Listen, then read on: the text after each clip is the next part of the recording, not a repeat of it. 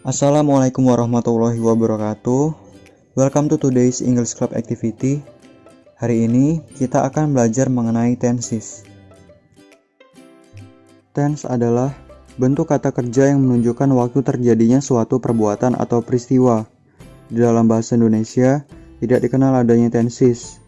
Misalnya, dalam kalimat saya pergi ke sekolah setiap hari dengan saya pergi ke sekolah kemarin. Penggunaan kata kerja pergi tidak mengalami perubahan.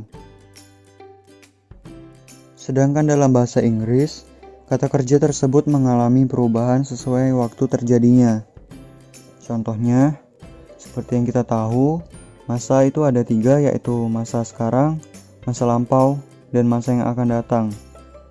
Dalam masa sekarang contohnya, I go to school every day. Jadi kata kerja yang digunakan yaitu go. Kemudian dalam bentuk lampau, I went to school yesterday. Jadi di sini yesterday menunjukkan bahwa peristiwa tersebut sudah terjadi. Jadi kata kerja yang digunakan yaitu verb 2 dari go, yaitu went. Dan tense yang digunakan adalah past tense. Kemudian untuk masa depan, I will go to school tomorrow. Tomorrow menunjukkan bahwa peristiwa atau kegiatan ini belum terjadi atau akan terjadi besok. Jadi untuk kata kerjanya ditambah will. Tense yang digunakan yaitu future tense. Selanjutnya, ada 16 tenses dalam bahasa Inggris. Tenses tersebut bisa dilihat di tabel berikut. Dan yang akan kita pelajari yaitu simple past tense, simple present tense, dan simple future tense. Kemudian yang perlu kita ketahui yaitu pola tenses. Pola tenses itu ada 2, yaitu verbal dan nominal. Verbal merupakan kalimat yang memakai kata kerja atau verb. Secara umum, susunan kalimatnya yaitu subject plus verb plus object. Contoh kalimatnya yaitu I study English every day. I sebagai subjek, study sebagai verb, dan English sebagai objek. Untuk objek ini opsional, boleh ada, boleh tidak, sesuai kata kerja yang digunakan. Kemudian pola nominal. Pola nominal merupakan kalimat yang tidak mengandung kata kerja dan memakai be atau to be. Secara umum, susunan kalimatnya yaitu subjek plus be atau to be plus non-verb. Non-verb ini bisa berupa noun atau kata benda, bisa berupa adjektif atau kata sifat, dan bisa berupa adverb atau kata keterangan. Contoh kalimatnya yaitu you are very beautiful. You sebagai subjek, are sebagai to be, dan very beautiful sebagai adjektif atau kata sifat. Selanjutnya, kita perlu mengetahui penyusun kalimat tersebut. Yang pertama yaitu subjek. Subjek adalah sesuatu yang menjadi pokok pembahasan yang sedang dibahas, dijelaskan, atau ditangani. Subjek bisa berupa benda ataupun orang. Subjek di sini bisa dibilang sebagai pelaku tindakan. Contoh subjek dalam kalimat yaitu I, you, we, they, she, he, it, Doni, Mira and Mara, car, TV, dan sebagainya. Contoh subjek dalam kalimat yaitu he is a good boy. He ini sebagai yang dibahas, jadi he ini merupakan subjek. Mira and Mara are my friends. Mira and Mara ini sebagai yang dibahas, jadi Mira and Mara ini berperan sebagai subjek. Kemudian I sing every day. Jadi di sini I sebagai pelaku tindakan yaitu bernyanyi. Jadi I di sini berperan sebagai subjek. Sama seperti yang lainnya yaitu they went to market 2 days ago. The car is very expensive. Smartphones are useful. Kemudian yang selanjutnya yaitu verb. Verb adalah kata kerja yang menunjukkan tindakan dari subjek. Kata kerja ini contohnya berlari, jalan, makan, minum, tidur, menonton, membaca, dan sebagainya. Itu semua kata kerja. Contoh verb itu bisa dilihat dalam tabel berikut. Jadi di dalam bahasa Inggris verb itu ada 3, yaitu verb 1, verb 2, dan verb 3. Untuk verb 1 ini digunakan untuk bentuk present, verb 2 digunakan untuk bentuk past. Di dalam bahasa Inggris, verb juga dikelompokkan menjadi 2, yaitu irregular verb dan regular verb. Untuk regular verb perubahannya beraturan. Jadi untuk akhiran dari kata kerjanya cukup ditambah d atau ed. Contohnya change, changed, change. Jadi ujungnya itu ditambah ed. Kemudian untuk irregular verb itu kata kerja yang perubahannya tidak beraturan. Contohnya go, went, gone. Untuk verb 1, verb 2, dan verb 3-nya perubahannya tidak beraturan. Kemudian di sini ada contoh verb dalam kalimat, yaitu I go to school every day. Itu menggunakan go untuk bentuk present. Kemudian ada I went to school yesterday. Jadi ini bentuk past, jadi dia menggunakan verb 2, I went to school yesterday. Kemudian I sing a song every day. Ini bentuk present, jadi menggunakan verb 1. Kemudian I sang a song yesterday. Ini bentuk past, jadi menggunakan verb 2, sang. Selanjutnya yaitu to be. To be adalah kata bantu yang digunakan untuk menjelaskan kondisi yang tetap atau sedang terjadi. Kondisi yang tetap itu seperti nama, warna, cuaca, dan sebagainya. Ada 5 jenis to be, yaitu is, am, are, was, were. Untuk is, am, are ini digunakan untuk bentuk present, dan untuk was, were ini digunakan untuk bentuk past. Jadi di sini ada contohnya. Untuk subjek I menggunakan to be, am untuk present tense, dan menggunakan to be, was untuk past tense. Untuk you, we, they, dan subjek jamak lainnya menggunakan to be, are untuk present tense, dan menggunakan to be, were untuk past tense. Kemudian she, he, it, Doni, dan subjek tunggal lainnya menggunakan to be, is untuk present tense, dan menggunakan to be, was untuk past tense. Jadi di sini ada contoh to be dalam present tense, yaitu he is a good boy. He di sini jumlahnya tunggal, jadi dia menggunakan to be, is. Kemudian Mira and Mara are my friends. Jadi di sini subjeknya jamak, yaitu Mira and Mara, 2 atau jamak. Jadi to be yang digunakan yaitu are. Kemudian I am Bimo. I di sini menggunakan to be, am untuk present. Kemudian ada contoh to be dalam past tense. I was very busy yesterday. Jadi di sini I merupakan subjek tunggal, jadi menggunakan was. Kemudian Doni was with her 2 days ago. Kemudian ada they were good friends 2 years ago. Jadi they di sini subjeknya jamak, jadi menggunakan to be, were. Kemudian yang selanjutnya adalah objek. Objek adalah mengenai siapa atau terhadap siapa si subjek melakukan suatu kegiatan atau tindakan. Contoh dalam kalimat yaitu I attend school online meeting every day. Jadi yang dihadir di sini adalah school online meeting. Jadi school online meeting ini berperan sebagai objek. Kemudian contoh lainnya yaitu I sing a song every day. Yang dinyanyikan di sini adalah lagu atau a song. Jadi a song di sini sebagai objek. Kemudian ada non-verb. Non-verb itu bisa berupa noun atau kata benda, bisa berupa adjektif atau kata sifat, dan juga bisa berupa adverb atau keterangan. Noun atau kata benda ini contohnya meja, kursi, pena, pensil, buku, dan benda-benda lainnya. Kemudian untuk adjektif atau kata sifat ini berupa sifat seperti baik, buruk, jahat, tinggi, pendek, cantik, dan sebagainya. Kemudian adverb. Adverb ini contohnya bisa berupa waktu atau adverb of time, juga bisa berupa tempat atau adverb of place, dan masih banyak lagi. Contohnya di sini We are students. Students di sini adalah noun. Kemudian he is smart. Smart di sini yaitu sebagai kata sifat atau adjektif.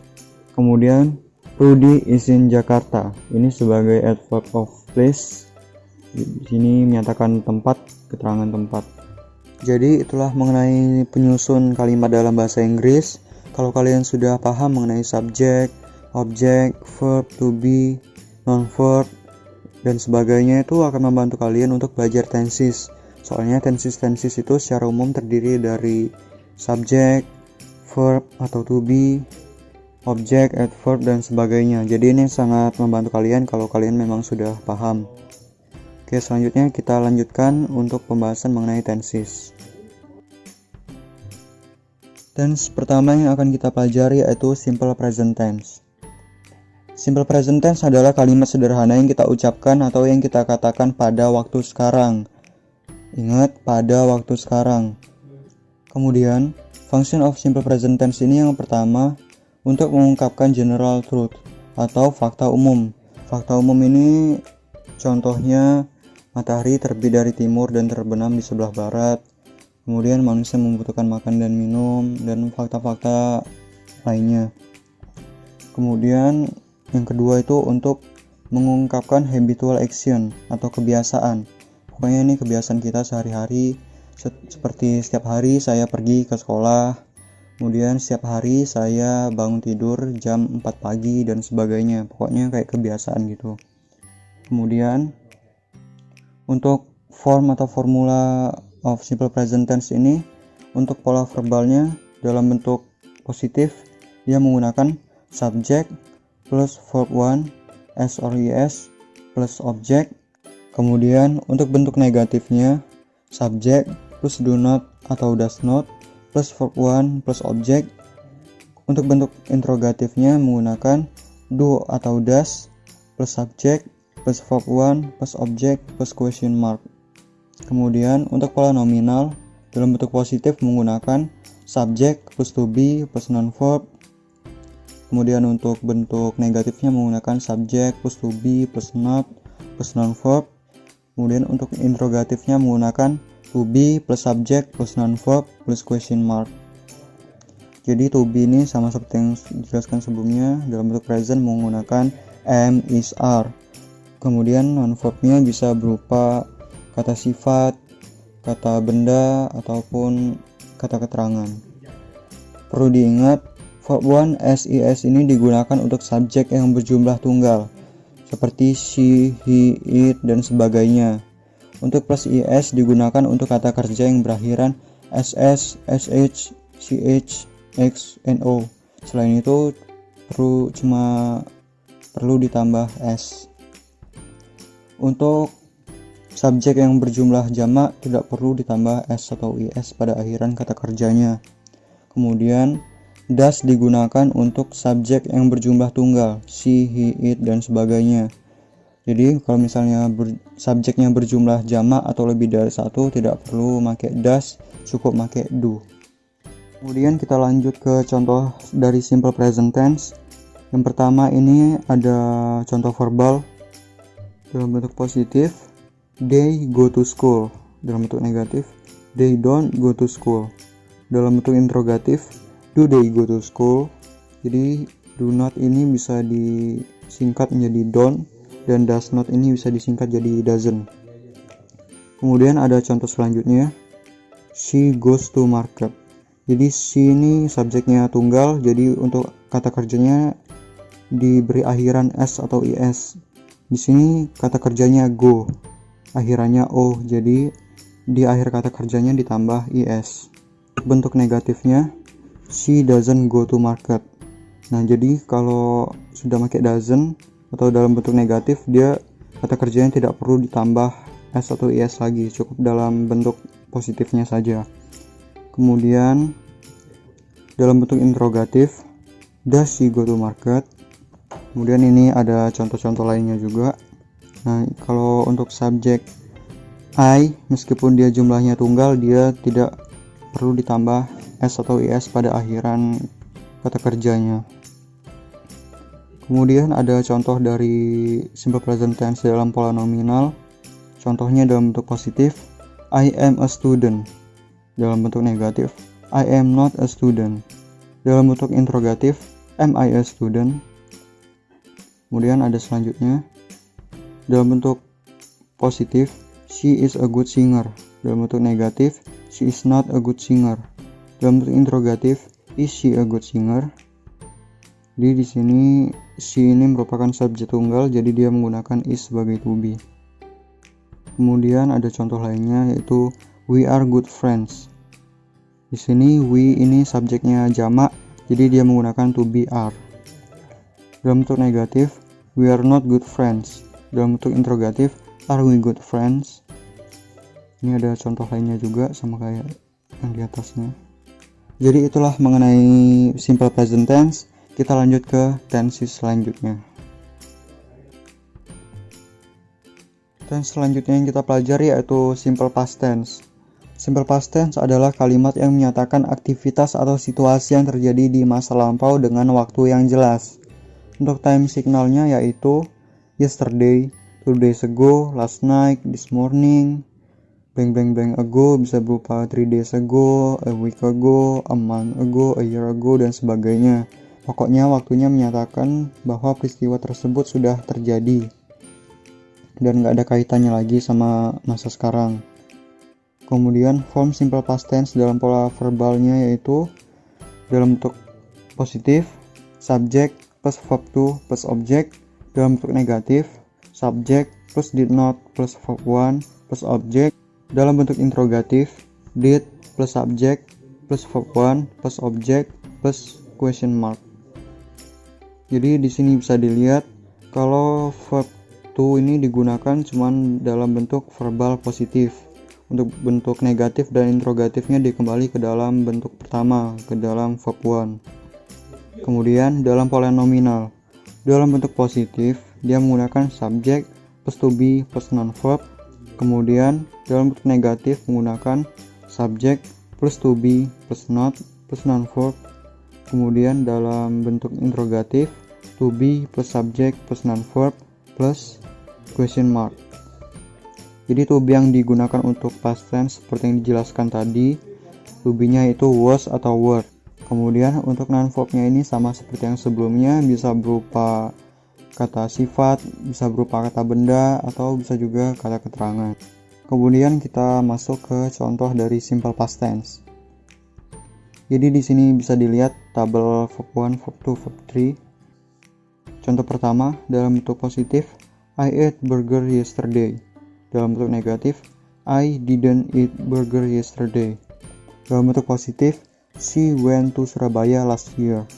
Kemudian dalam bentuk negatif, she did not go to Surabaya last year. Kemudian dalam bentuk interrogatif, did she go to Surabaya last year? Jadi di sini meskipun subjeknya tunggal, untuk verb 2 tidak perlu ditambah akhiran s atau is. Jadi cukup dalam bentuk verb 2-nya saja. Kemudian contoh dalam bentuk nominal, ada dalam bentuk positifnya, I was busy yesterday. Dalam bentuk negatif, I was not busy yesterday.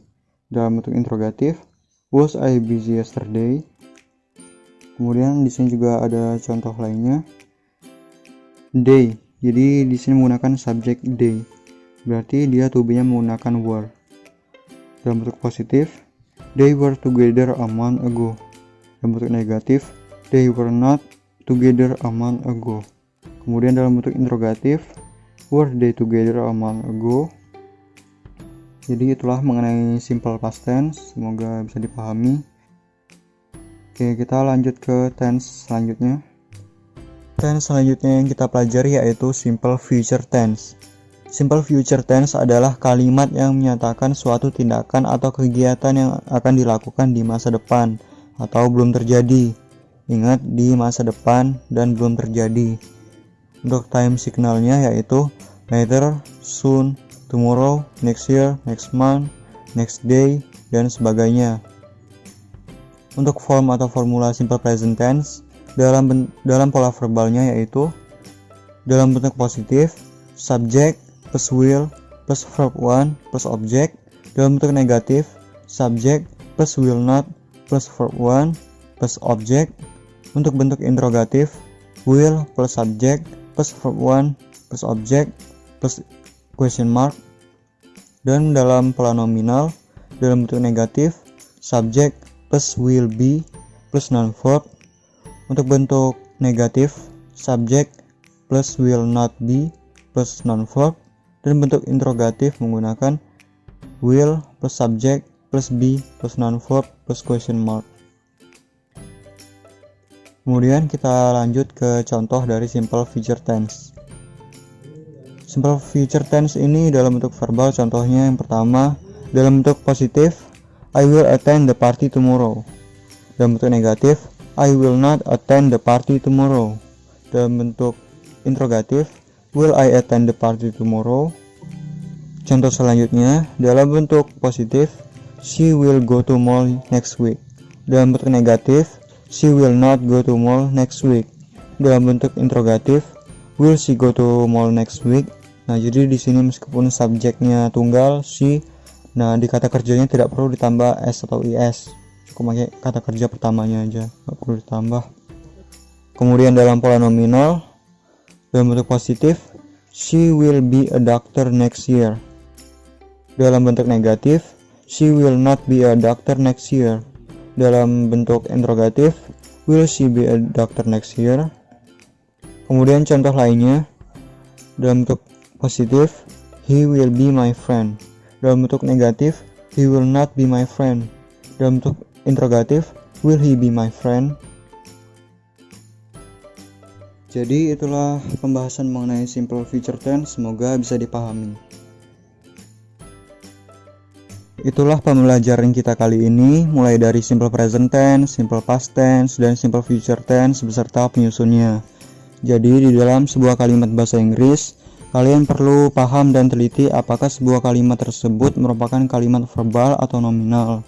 Juga kalian harus teliti dengan subjek dan keterangan waktu dalam kalimat tersebut, karena dapat mempengaruhi to be, verb, ataupun tenses yang digunakan dalam sebuah kalimat tersebut. Kalau kalian paham mengenai tenses beserta penyusunnya, itu akan sangat membantu kalian dalam pembelajaran di sekolah dalam hafal bahasa dan sastra Inggris. Juga akan membantu kalian dalam memahami isi sebuah pidato ataupun isi dari sebuah cerita. Jadi itulah pembelajaran kita hari ini. Semoga bisa dipahami dan bermanfaat. Saya akhiri. Wassalamualaikum warahmatullahi wabarakatuh.